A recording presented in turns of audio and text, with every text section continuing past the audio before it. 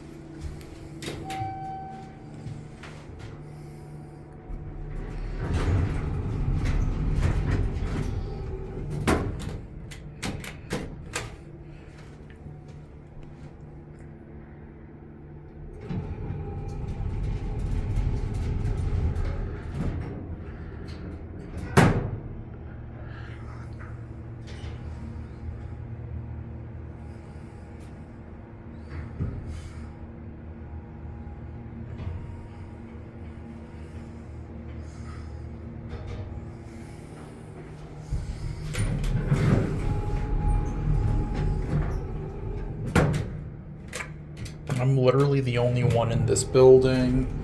Literally, someone left the door propped open and I got in. It's a Sunday. I'm the only one here. So I get to get good videos of these.